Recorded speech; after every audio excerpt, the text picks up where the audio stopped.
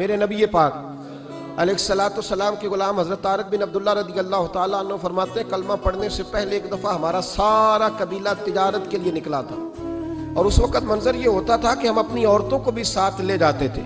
6 مہینے سفر کرنا ہوتا تھا، اونٹ گھوڑے ہم بیچا کرتے تھے، عورتیں بھی ساتھ رہتی، کھاتے بھی پکاتے بھی۔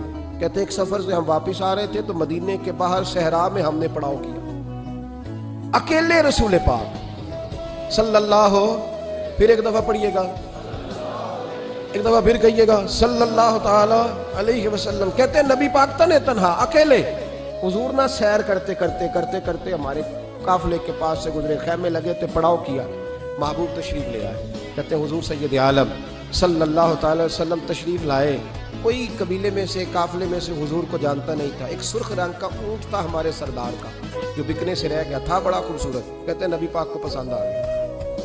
حضور پوچھنے لگے تم کون ہو؟ کہا جی مسافر ہے۔ کہاں سے آئے ہو؟ فلاں جگہ سے آئے ہیں۔ کس لیے آئے ہو؟ ہم تجارت کی غرض سے نکلے۔ اونٹ بیچو گے؟ بیچنا ہے۔ کتنے کا سودا طے ہوا؟ اس نے کہا اتنے لینے، حضور نے کہا اتنے دینے ہیں، بات طے ہو گئی۔ کہتے ہیں لگام حضور نے پکڑی اور فرمانے لگے وہ سامنے میرا شہر ہے جس کا نام مدینہ ہے، وہ میرا شہر ہے، میں ابھی مدینے جاتا ہوں، اپنے غلام کو بھیجتا ہوں اور تمہیں آ کے نا قیمت دے جاتا ہے۔ محبوب گھوڑے کی لگام تھا، اونٹ کی لگام تھا، میں نکیل تھا، میں اونٹ تھا سرخ رنگ کا۔ حضور لے کے جب نکلے نا، تھوڑا سا چند قدم آگے گئے تو ان میں سے ایک شخص بولا، کہنے لگا سردار آپ سیانے لوگ ہیں، سمجھدار ہیں، اس شخص کا نام پوچھا آپ نے؟ قبیلہ پوچھا ہے؟ ایڈریس کا پتہ ہے کہاں رہتا ہے؟ اتنا قیمتی اونٹ دے دیا۔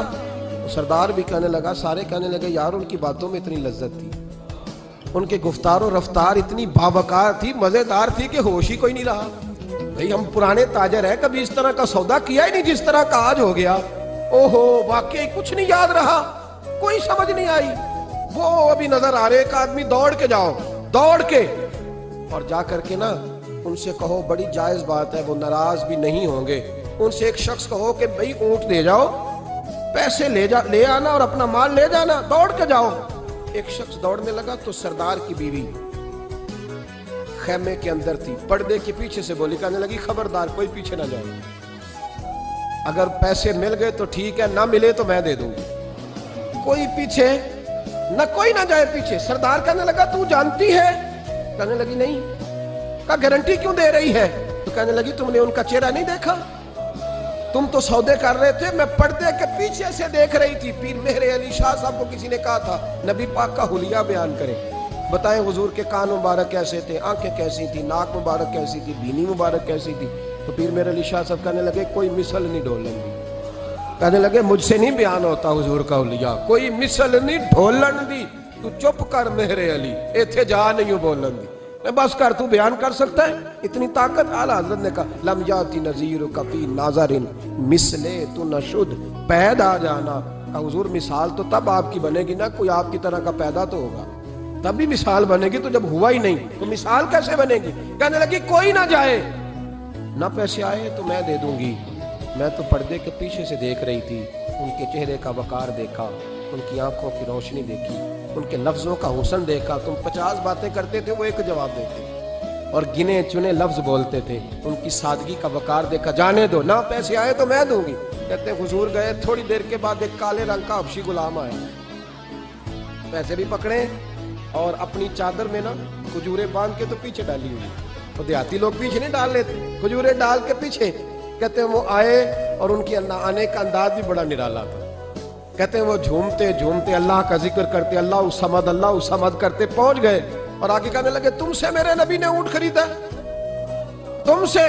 کہا ہم سے خریدا ہے۔ کہنے لگے یہ تمہارے پیسے؟ اور پھر چادر کھول کے صحرا پہ بچھا دی، کہنے لگے یہ تمہارے پیسے اور کھجورے کھاؤ، میرے نبی نے تحفہ بھیجا ہے، کھاؤ حضور نے تحفہ بھیجا ہے۔ تو وہ سردار کی بیوی اونٹ ہٹا کے کہنے لگی اور کالے رنگ کے حبشی غلام انہیں کھجورے کھلا اور مجھے اس عزت والی ماں کا نام بتا جس کے گھر میں ایسا لال پیدا ہوا، انہیں کھجورے کھلا اور مجھے اس عظمت والے باپ کا نام بتا جس کے گھر میں ایسا پھول کھلا ہے، وہ قبیلہ تو بتا تو صحیح، وہ کون تھے؟ 2 گھڑیاں رکے ہیں پر خوشبو ہی پھیل گئی ہے، رنگ ہی بدل گیا، تار کوئی مثل نہ ڈھولن دی، تو چپ کر مہر علی، ایتھے جہاں نہیں ہو بولن دی.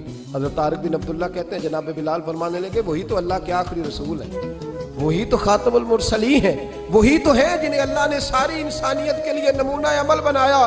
کہتے ہیں ہم اونٹ بیچنے گئے تھے پر سارے کا سارا قبیلہ ہی مسلمان ہو گیا.